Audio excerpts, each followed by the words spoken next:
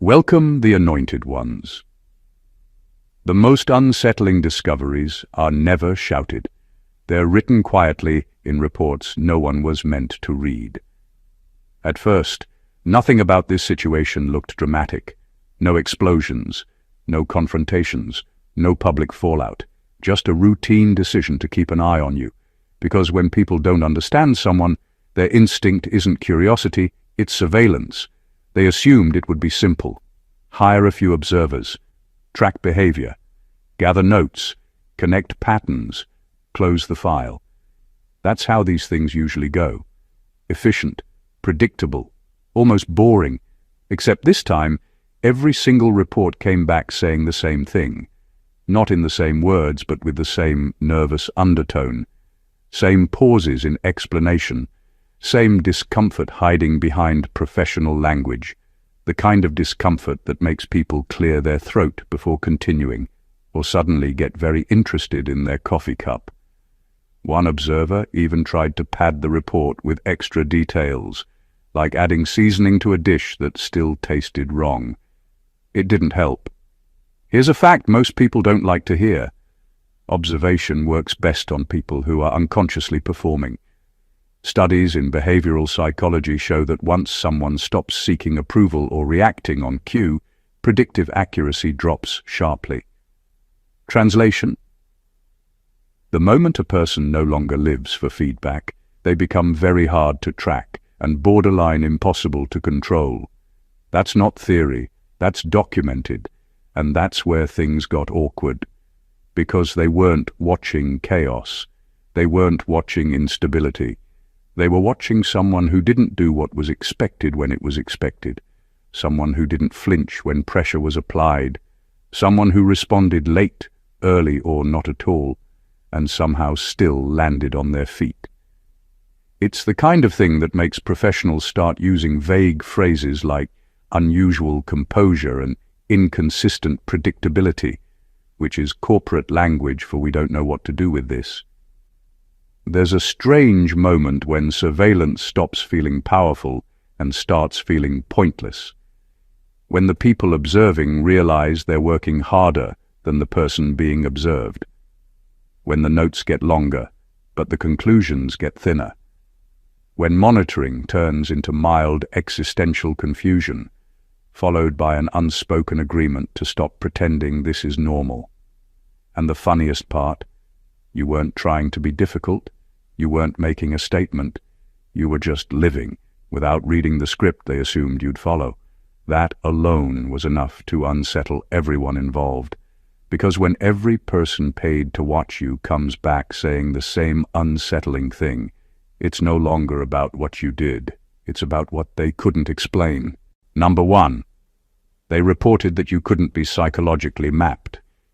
They went in confident, almost casual about it.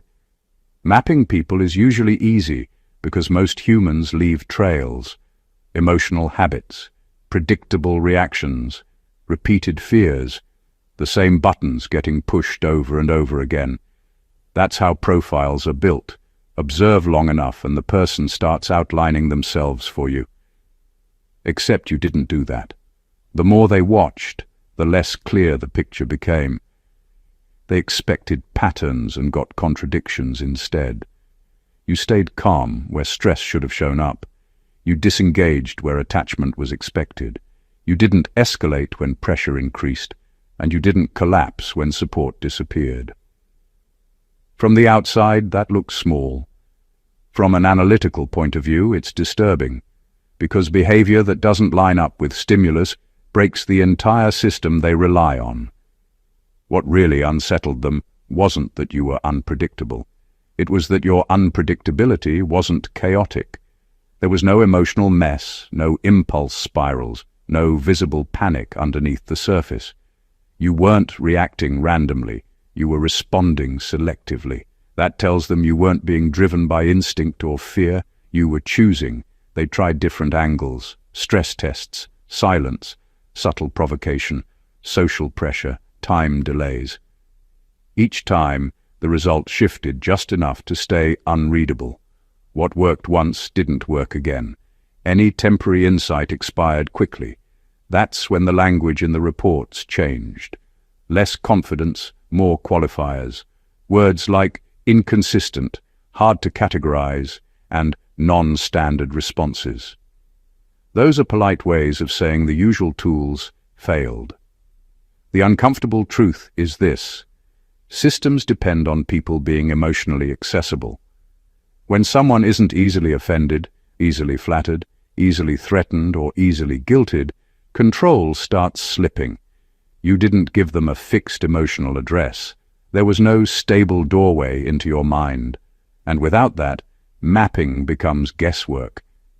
At some point, observation turns into frustration, because the longer they watched, the clearer one thing became: you weren't hiding anything. There was no secret mask to pull off. This was just how you were, self-contained, internally referenced, not shaped by constant external input. That's why this scared them. Not because you were mysterious, but because you were complete without explanation. A person who doesn't need to be understood to function can't be reduced to a profile. And a person who can't be profiled can't be managed the way everyone else is. Number 2. They said your reactions were delayed in a way that felt intentional. What stood out wasn't that you reacted slowly. It was that your timing felt deliberate, almost strategic, without looking rehearsed. Most people respond immediately when something hits them, emotionally or mentally. They defend, explain, apologize, or attack. You didn't. You let moments sit. You let words hang in the air. You let situations unfold without rushing to control the narrative. That delay confused them, because delay usually signals uncertainty or fear. Yours didn't carry either. They watched closely, expecting the pause to crack under pressure. It never did. You didn't fill silence to relieve discomfort. You didn't rush to clarify yourself when misunderstood. You didn't chase resolution just to restore peace. Instead, you waited long enough for outcomes to reveal themselves. By the time you spoke or acted, the situation had already shifted. People had exposed intentions. Assumptions had collapsed on their own. Your response arrived after the dust settled, not while everyone else was still swinging. That's what made it feel intentional. Your timing consistently landed where it had the most impact with the least effort. Not because you planned every move, but because you weren't emotionally hijacked by the moment. You weren't reacting to noise, you were responding to meaning. That difference matters more than people realize. Observers rely on immediate feedback to measure influence. Quick reactions confirm control. Delayed reactions disrupt it. When someone doesn't respond right away, others start projecting. They overthink. They fill the gap with their own fears and motives. The delay becomes a mirror, and most people don't like what they see in it. Your silence didn't comfort them, it unsettled them. They noticed that once you did respond, it wasn't dramatic. It was concise, grounded, often final. There was no need to revisit or rehash. You didn't argue in circles. You didn't explain yourself into exhaustion. You said what needed to be said and moved on. That made earlier pressure attempts look unnecessary in hindsight.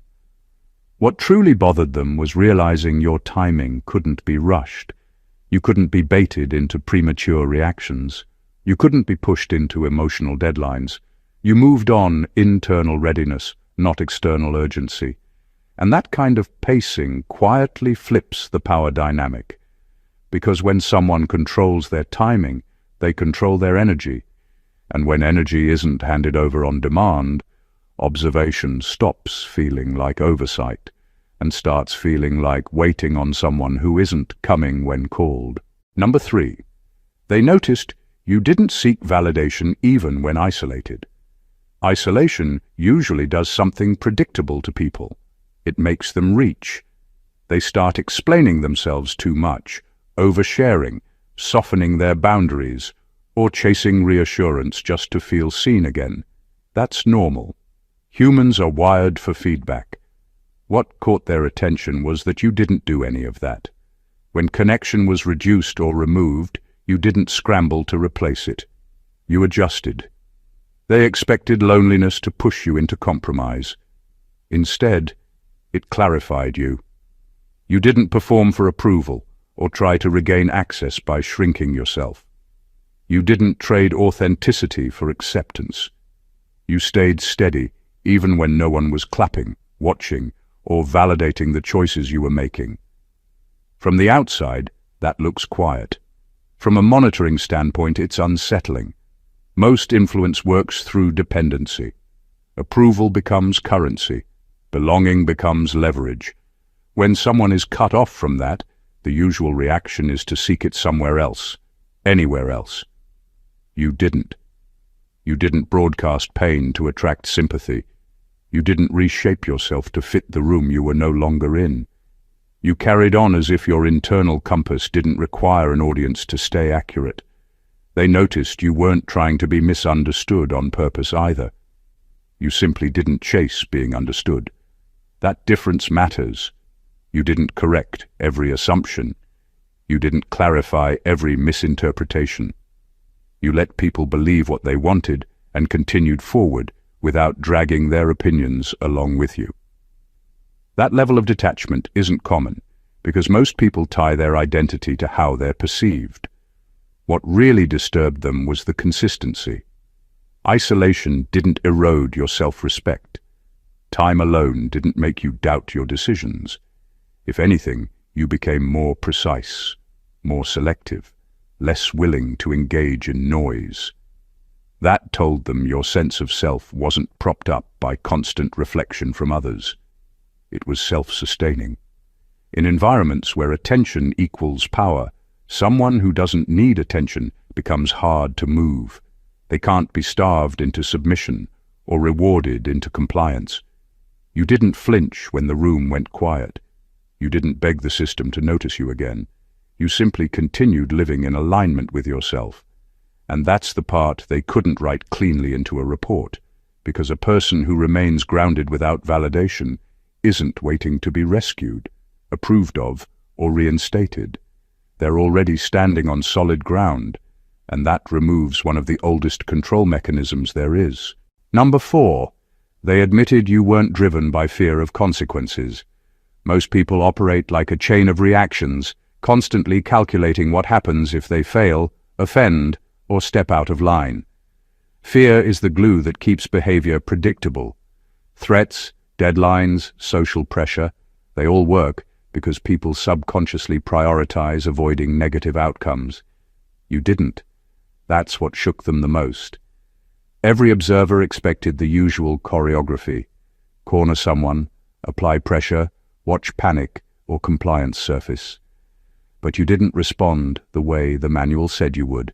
You didn't flinch under scrutiny. You didn't bend to fit the expected mold. You didn't scramble to cover mistakes or appease authority. You moved according to your own assessment of the situation, not the imagined consequences others tried to impose.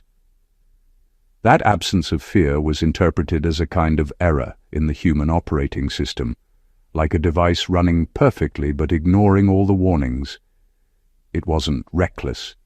It wasn't careless. It was deliberate detachment from the idea that danger or judgment should dictate your actions. They described it as anomalous because it defies conventional behavioral science. People who aren't motivated by fear are hard to read, harder to manipulate, and nearly impossible to predict. Every strategy they tried assumed fear existed as a lever. That lever didn't exist for you. They noticed it showed up in small ways, too. Subtle risks that normally cause hesitation were treated casually. Decisions that would make most people second-guess or overthink were executed smoothly, without internal alarm. When the expected chain reaction of stress, guilt, or defensiveness didn't happen, the monitors felt disoriented. They kept looking for cracks that never appeared, and the more they watched, the clearer it became. Fear had no purchase on you. Their usual tools, intimidation, coercion, manipulation, all relied on triggering a survival instinct. You were operating on choice, principle, and awareness rather than threat. That made you untouchable in ways they couldn't quantify, because they had nothing to hold on to, no buttons to push, no shortcuts to influence. A person who doesn't act out of fear can't be cornered or controlled. You didn't just survive observation, you rendered it irrelevant, turning their entire approach into a series of futile exercises that only highlighted their own misjudgment. Number 5, they found no consistent emotional access point. Every observer expects people to have a weak spot, a predictable doorway through which influence can enter. It could be pride, guilt, anger, desire, or fear. Everyone has something. It's how manipulation works. You didn't.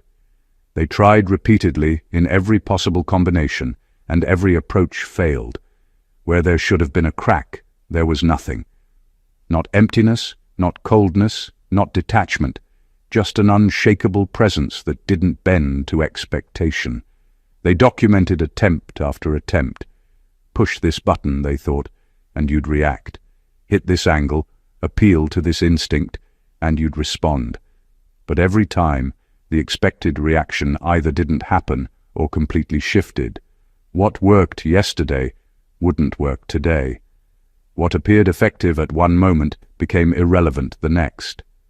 Your responses weren't inconsistent in a chaotic way, they were fluid, adapting to circumstance without revealing internal patterns. That made every report look like a series of apologies disguised as analysis. They described it as non-standard and unreadable, but the truth went deeper. The absence of a fixed emotional access point meant they had no leverage over you. You couldn't be triggered predictably. You couldn't be baited into conflict, guilt, or compliance. They had nothing to attach their influence to, and that was terrifying. Power relies on entry points, on knowing where to press. You had none. Over time, this observation revealed another uncomfortable truth for them. The more they looked for vulnerability, the more they revealed their own assumptions and weaknesses. You weren't defensive, you weren't evasive, you were simply yourself, consistently grounded, and fundamentally inaccessible in the ways they were trained to expect. And that's the key. People who can't be influenced predictably are harder to control than any overtly aggressive opponent. The absence of a consistent emotional access point doesn't just frustrate, it dismantles the observer's framework entirely. They realized that by trying to map you, they had only exposed the limits of their own understanding. You weren't mysterious for show. You were unknowable because you weren't operating under their rules, and that made them powerless without them even admitting it. Number 6. They said your morality wasn't situational. Most people adjust their values depending on the room, the stakes, or who's watching. Survival often means bending the rules, compromising principles, or pretending to be someone you're not. That's normal. It's how humans navigate social pressure without breaking entirely. What terrified them about you was that you didn't do that. Your morality wasn't negotiable, and it wasn't performative. You acted according to your principles, not according to advantage, expectation, or fear. That level of consistency is rare, and it's unnerving to anyone trying to manipulate or control behavior. They documented instances where compromise would have been easy, opportunities to smooth over conflicts, to justify shortcuts, to save face. They were all ignored. You didn't chase expedience. You didn't rationalize bending your own rules for approval or survival. You lost things, yes, but not yourself. That refusal to trade integrity for convenience left observers baffled.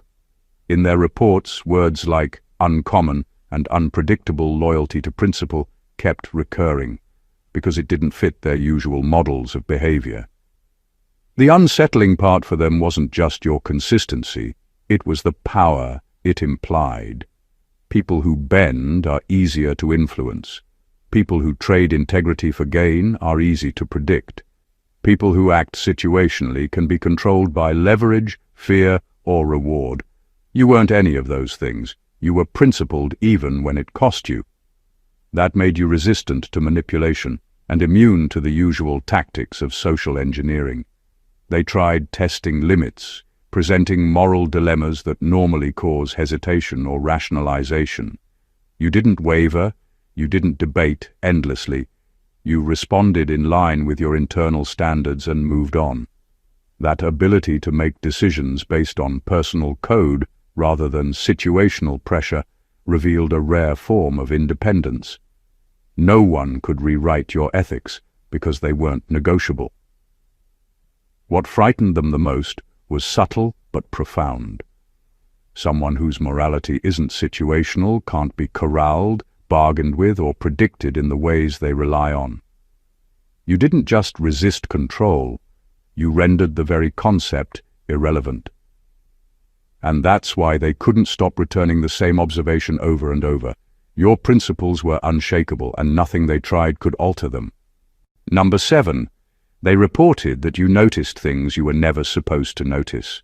Every person paid to watch you expected gaps, blind spots where things could hide, where influence could slip through unnoticed. That's how observation normally works. But with you, every subtle inconsistency, every minor shift in timing or tone, every barely there movement was registered. You noticed things that shouldn't have been visible. It wasn't just attention to detail, it was an awareness that seemed to operate on a level beyond what they considered possible. They tracked patterns, movements, conversations, even micro-expressions, expecting that someone under constant scrutiny would miss small things while being overwhelmed by constant observation. They were wrong. You didn't get distracted. You didn't get trapped in the noise. You picked up what mattered, often long before anyone tried to make it obvious. Reports repeatedly highlighted that your perception wasn't reactive, it was anticipatory. You understood context and consequence without anyone pointing it out. That unnerved them because it exposed a flaw in their own process. The more they tried to hide patterns, the more you saw them. This wasn't about intelligence or memory. It was about an ability to absorb subtle shifts, understand energy, and detect inconsistencies that observers assumed were invisible. They noted that their usual methods, misdirection, omission, even deception, had almost no effect. When they tried to test you, to insert false cues or fabricate scenarios, you spotted the irregularities instantly, often without acknowledging them. The reports called it uncanny, disturbingly accurate, and sometimes, very hesitantly, beyond expected limits. What made this terrifying for them wasn't just the noticing, it was what it implied. If you could see things they assumed were hidden, then any strategy, any manipulation, any attempt to control outcomes was already compromised. They had no room to maneuver without you understanding it, and that realization crept into every single report. You weren't snooping. You weren't paranoid. You weren't obsessed. You were just aware. And that level of awareness, paired with restraint and precision, turns the act of observation on its head. It shifts the power dynamic completely, leaving the watchers exposed and the observed untouchable. That's why every person who monitored you returned with the same unnerving conclusion. Nothing they thought was secret stayed hidden from you. Number 8. They described your calm as non-performative. What unsettled them wasn't that you stayed calm. Plenty of people act calm. They rehearse it. They suppress reactions, posture confidence, or wear composure like a mask. Yours didn't look like that. There was no stiffness, no forced neutrality, no emotional strain leaking through the cracks. Your calm didn't look maintained. It looked natural, like it wasn't costing you anything to hold it.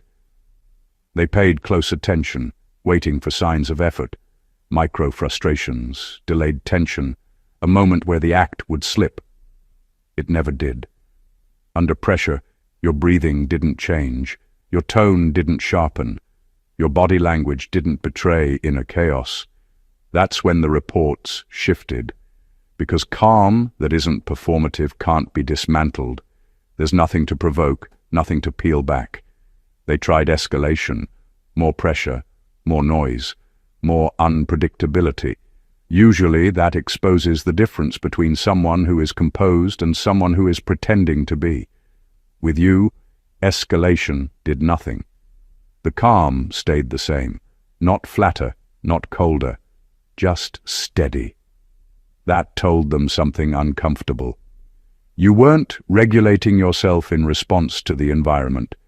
You were already regulated before anything happened. What made this harder to accept was that your calm didn't seek admiration. You weren't using it to dominate, intimidate, or look superior. You didn't weaponize silence or posture. You didn't slow conversations to control the room. You weren't performing strength. You were simply present. That stripped away their usual explanations.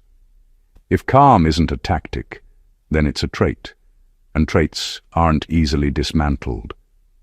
They noted that even when things didn't go your way, the calm didn't collapse into resentment or withdrawal. You acknowledged outcomes without dramatizing them. You adjusted without spiraling. That consistency made them uneasy because it suggested emotional stability that wasn't dependent on winning, approval, or control. In systems built on reaction, someone who doesn't react becomes a problem. Your calm didn't invite engagement or conflict. It quietly neutralized both. And that's why they couldn't categorize it as confidence, detachment, or discipline. It was something deeper, an internal steadiness that didn't need to prove itself. That kind of calm can't be taught quickly, can't be shaken easily, and can't be used against you. And once they realized it wasn't an act, they understood something else too. There was nothing to break. Number 9, they realized you didn't internalize false narratives about yourself. Most people carry the stories others tell them, often without realizing it. Criticism becomes self-doubt. Lies become shame. Labels stick because the mind, left unchecked, starts to accept them as truth. That's why manipulation works so effectively. Once someone believes a distorted version of themselves, control is easy. You didn't. Every report highlighted that no matter what narratives were spun around you, no matter how often people tried to rewrite your identity, you refused to internalize them. Observers tried to provoke reactions by painting you in false ways, by framing situations to suggest you were weak, incompetent, or flawed. Normally, this works. Most people fight the narrative, justify themselves endlessly, or start to accept parts of it over time. You didn't. You didn't argue unnecessarily. You didn't prove your worth. You didn't adjust to match expectations. You remained anchored in your own understanding of yourself, immune to the distortions being thrown at you. That shocked them because it defied every principle of social psychology they relied on. It wasn't stubbornness. It wasn't arrogance. It wasn't ignorance. You weren't blind to what others said or did. You simply refused to let it shape your internal truth. That refusal created a kind of unshakable foundation. No matter the intensity of scrutiny or the cleverness of deception, your sense of self remained intact. Every attempt to unsettle you fell flat, leaving the observers scrambling for new angles, new tactics, and new words to explain the impossible. They recorded again and again that you didn't react the way a normal person would. They called it resistant to projection and self-referentially stable. Those are professional ways of saying they couldn't find a point to exploit, a crack to wedge into, or a door to rewrite the story they were constructing. By refusing to internalize lies or distortions, you denied them the power that most people hand over without realizing it. You weren't just surviving manipulation, you were nullifying it entirely. Observers left each report acknowledging the same unsettling truth. Controlling the external world Doesn't matter if someone can't be controlled from within, and that was exactly where you operated, untouchable, unshakable, and fully yourself. Number 10. They said you adapted faster than the environment changed. Observation usually relies on lag. People move, react, and adjust slowly, giving monitors time to record, analyze, and predict the next step. They expected the same from you. What they got was something entirely different. By the time circumstances shifted, you had already adjusted. You weren't playing catch-up. You weren't reacting in real time to changes. They were already behind you. Every observer reported it with a mix of awe and disbelief. They tried to create scenarios where delays should have exposed you. They manipulated context, introduced complications, applied pressure. Most people would stumble, hesitate, or misstep while recalibrating. You didn't. You moved in sync with the outcome, not with the stimulus. It was as if you existed slightly ahead of the timeline, operating in a rhythm they couldn't measure or predict. That made every attempt to catch you useless. And every report admitted the frustration plainly. Their methods were ineffective. This wasn't luck, and it wasn't luck repeated by coincidence. The consistency of your adaptation showed a level of situational awareness that was both deliberate and deeply integrated.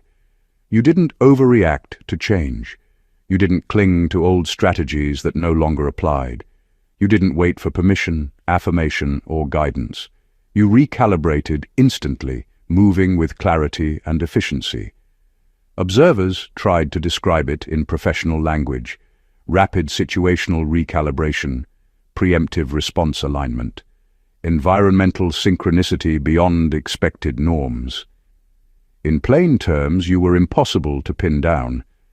The unsettling part for them wasn't just that you adapted quickly, it was that speed was paired with precision. Adaptation without misstep, adjustment without loss. You weren't chaotic, you weren't reactive, you were effective. And that effectiveness left observers exposed because they were trained to expect error, hesitation, and correction, and none of it appeared. In short, by the time they understood what was happening, it was already history. They were always chasing, always observing, and always a step behind. And when the people meant to monitor you find themselves perpetually outpaced, the balance of control flips entirely, leaving the observer powerless and the observed untouchable. Number 11. They noticed you weren't motivated by proving anything. Most people operate under the constant pressure to validate themselves. Whether it's to gain approval, silence critics, or show the world they're competent, there's always a performance being measured. That's how social and professional hierarchies function, through displays, defenses, and subtle competitions for recognition. You didn't play that game. Observers reported again and again that no matter the situation, you weren't driven by the need to prove yourself. You didn't argue to win. You didn't over-explain to justify decisions. You didn't perform feats of competence to earn admiration. That absence of need was profoundly disorienting. They tried to provoke it. Criticism, exclusion, direct challenges. They expected at least a flicker of defensive instinct. Usually when someone is questioned, even subtly, there's an internal scramble to protect reputation. With you, there wasn't. You didn't scramble. You didn't justify. You didn't react to restore an image.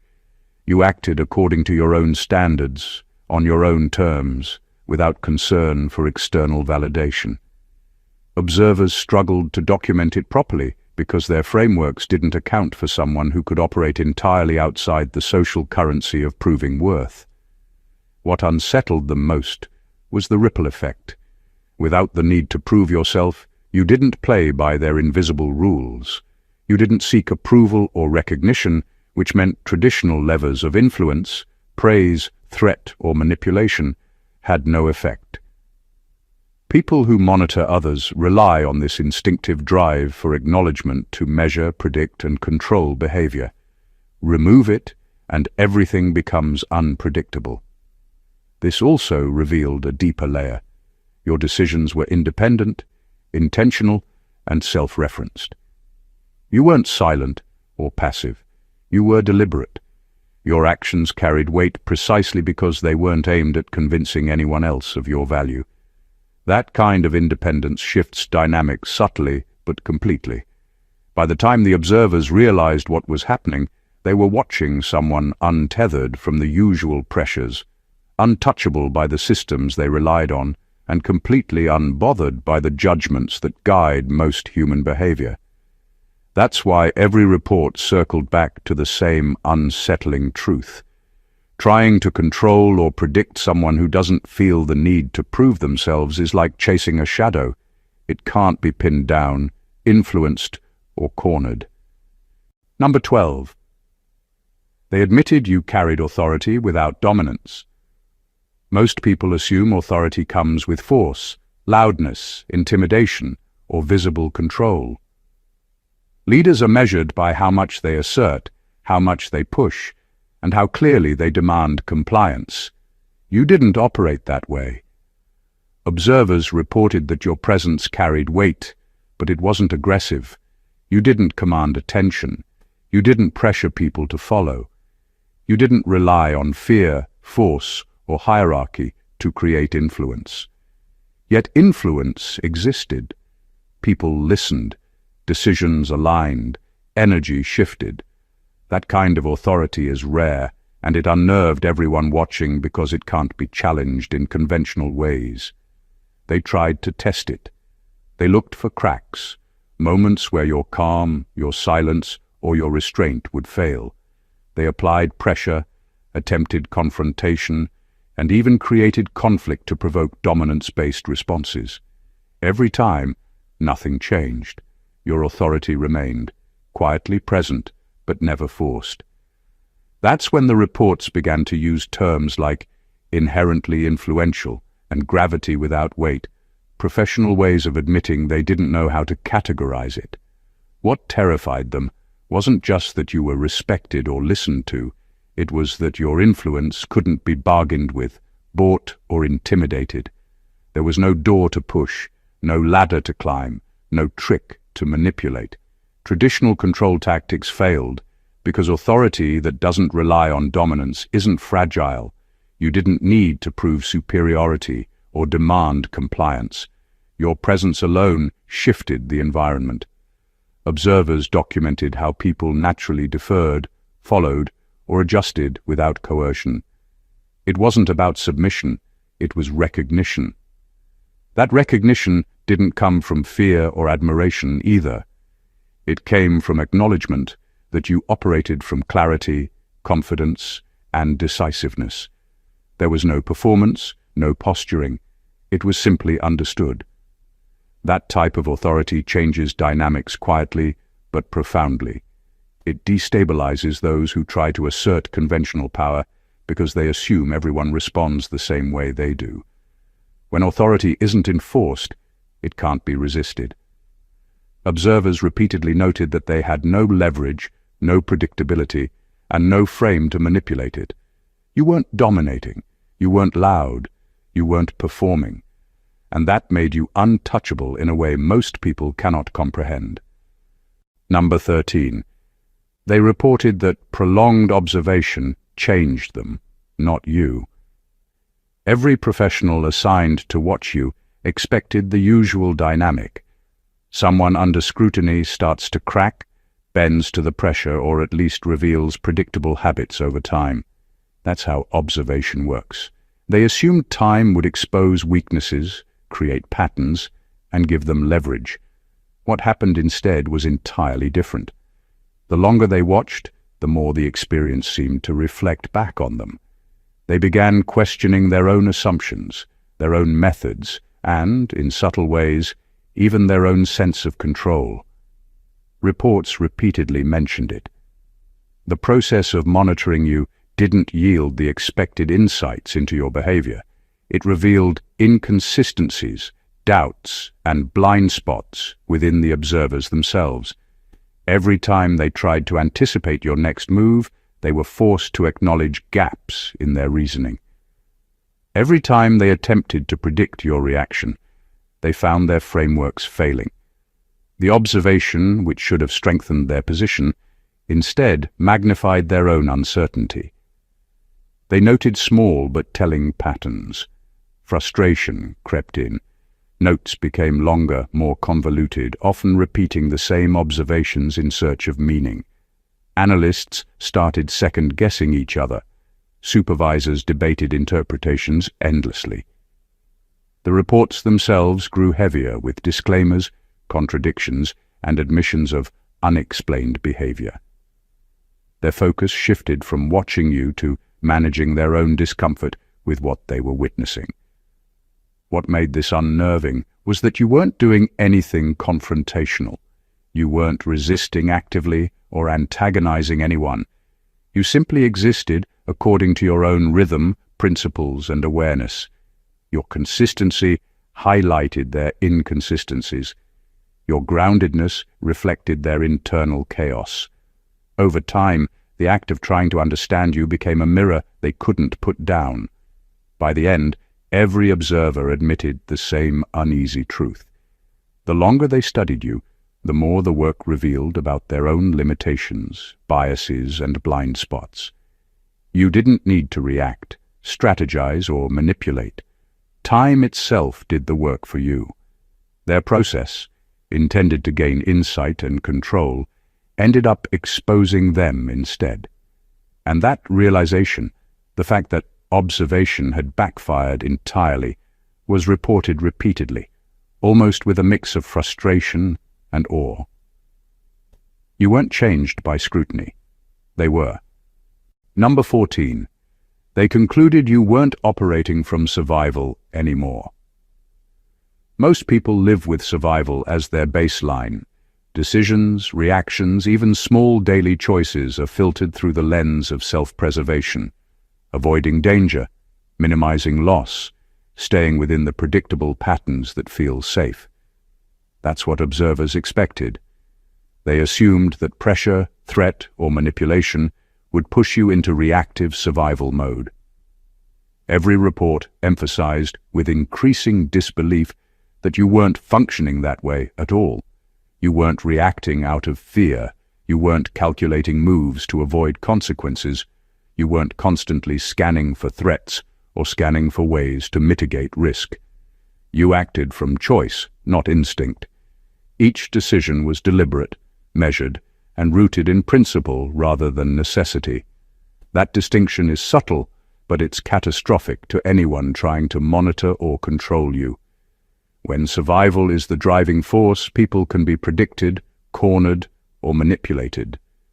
Remove survival as the motive, and suddenly all the levers they rely on disappear. Observers documented that your actions had clarity, precision, and purpose, even in high-pressure situations where most people would panic or scramble. Opportunities to react defensively, to hedge bets, to bow to influence, were ignored. You didn't compromise, you didn't overthink, and you didn't second-guess yourself. Your movements weren't just calm, they were intentional. You weren't surviving circumstances, you were navigating them with full awareness and autonomy. That was what terrified them most. Not the skill, not the composure, not even the awareness itself. It was the fact that you were untouchable in a way no system or strategy could counter. They realized that someone who isn't acting to survive can't be corralled, pressured, or predicted. Leverage no longer exists when the person being observed operates from freedom rather than fear. By the end, every observer who filed reports came to the same conclusion. Your actions weren't dictated by what might happen to you. You weren't reacting to pressure, danger, or judgment. You weren't trying to stay safe. You were operating from your own internal authority, moving with choice rather than survival, and that made you untouchable, uncontainable, and fundamentally unaccountable to anyone else's expectations. Every single report, every observation, every attempt to map, measure, or control you ended the same way. Baffled, frustrated, and increasingly aware that they were watching someone who couldn't be predicted, cornered, or contained. You didn't operate according to their rules. You weren't a puzzle they could solve, a system they could hack, or a pattern they could exploit. From your ability to remain unreadable and unshakable, to noticing things they assumed were invisible, to refusing to internalize lies or compromise your principles, you existed outside the playbook they relied on. Your calm wasn't performance, your timing wasn't reactive, your morality wasn't negotiable, your authority wasn't forced, your independence wasn't conditional. Every single layer of their strategy crumbled because you weren't operating from fear, survival, or the need to prove anything. You weren't just resisting influence, you were rendering their entire methodology meaningless. And here's the striking truth they had to admit over and over again.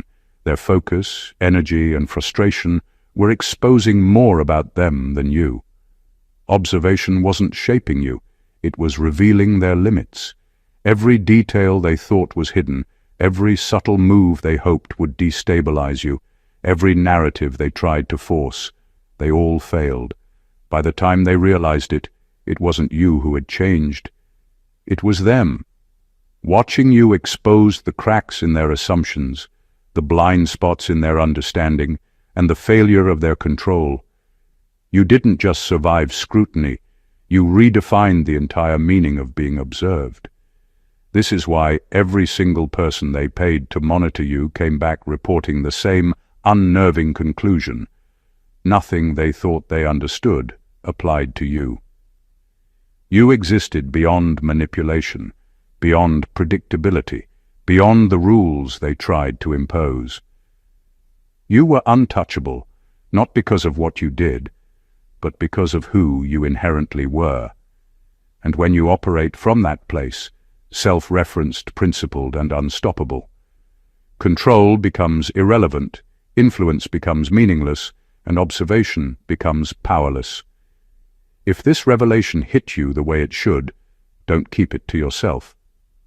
Subscribe to the channel for more insights that break down the rules they never expected to be broken. Like, comment, and share this video with anyone who needs to understand what it means to operate untouchable, unshakable, and beyond the reach of ordinary control. The truth about observation, power, and independence isn't for everyone, but those who see it can never unsee it. God bless you.